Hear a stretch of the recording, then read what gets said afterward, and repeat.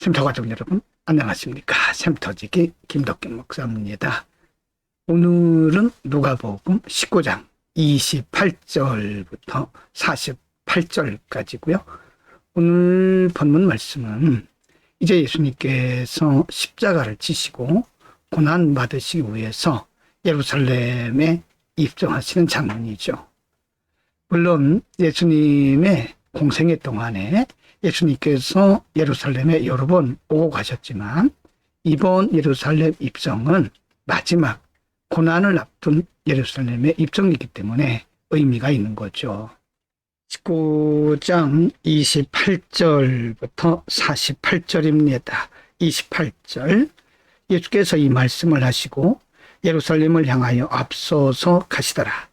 29절 감람원이라는 산의 벳바게와 베다니에 가까이 왔을 때에 제자 중 둘을 보내시며 30절 이르시되 너희 맞은편 마을로 가라. 그리로 들어가면 아직 아무 사람도 타보지 않은 나귀 새끼에 매여 있는 것을 보리니 풀어 끌고 오너라. 31절 만일 누가 너희에게 어찌하여 푸느냐 묻거든 이렇게 말하되 주가 쓰시겠다 하라 하시매 32절 보내심을 받은 자들이 가서 그 말씀하신 대로 만난지라. 33절 나귀 새끼를 풀 때 그 임자들이 이르되 어찌하여 나귀 새끼를 푸느냐. 34절 대답하되 주께서 쓰시겠다 하고 35절 그것을 예수께로 끌고 와서 자기들의 겉옷을 나귀 새끼 위에 걸쳐놓고 예수를 태운. 36절 가실 때 저희가 자기의 겉옷을 길에 펴더라. 37절입니다. 이미 감람산에서 내려가는 편까지 가까이 오심에 제자의 온 무리가 자기의 본바 모든 등한 일을 인하여 기뻐하며 큰 소리로 하나님을 찬양하여 38절 가로되 찬송하리로다 주의 이름으로 오시는 왕이여 하늘에는 평화요 가장 높은 곳에는 영광이로다 하니 39절 무리 중 어떤 바리새인들이 말하되 선생이여 당신의 제자들을 책망하소서 하늘. 40절 대답하여 가라사대 내가 너희에게 말하노니 만일 이 사람들이 잠잠하면 돌들이 소리 지르리라 하시니라. 예수님께서 이번 예루살렘 입성에는 특별히 준비를 시킵니다.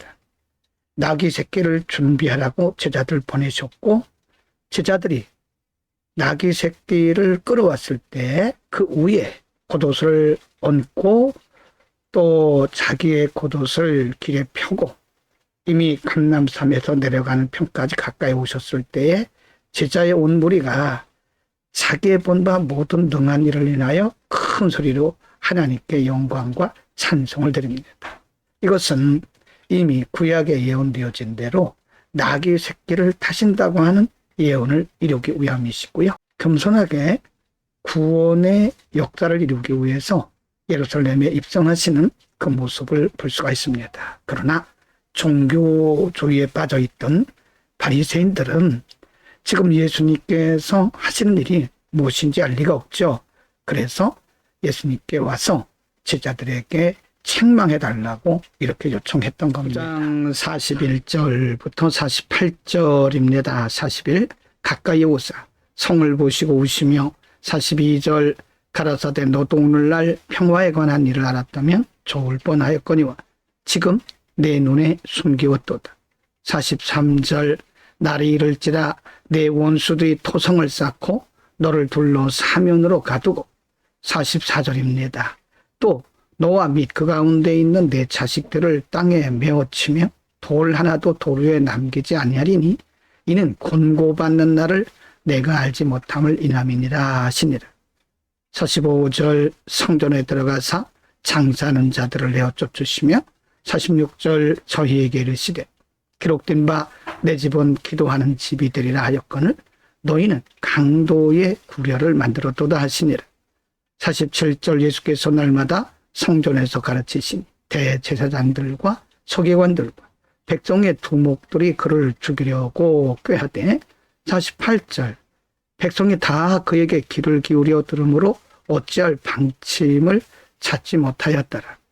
예수님의 중요한 사역을 앞두고 예수님께서 이렇게 성경에 예언된 대로 예루살렘에 입성을 하셨지만 대부분의 사람들은 예수님이 그 하신 일들의 의미를 알 수가 없었습니다. 그래서 오히려 예수님을 조롱하고 예수님의 제자들을 책망하라고 말했던 거죠.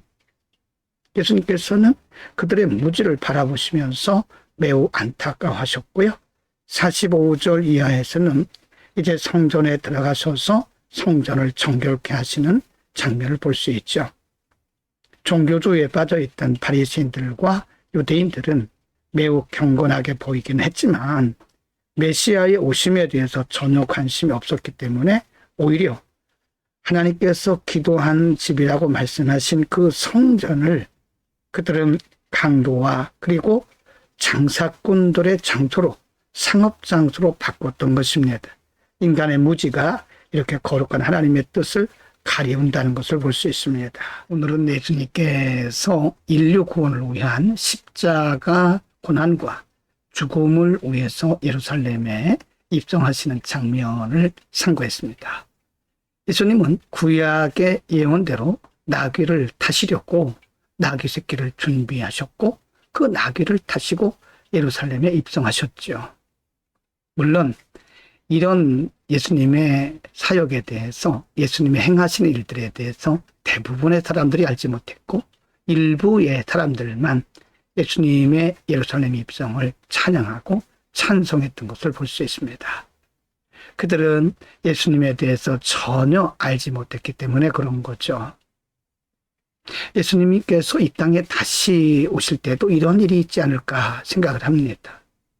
예수님께서 이 땅에 오실 때 많은 이들이 예수님의 재림을 준비하지 못했기 때문에 예수님의 재림을 그때에 매우 당황하면서 그들은 놀라게 될 것입니다.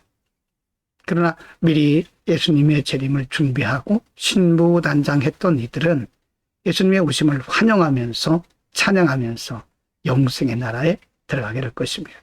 깨어있는 것이 은혜입니다. 산 믿음을 가지고 깨어 있읍시다.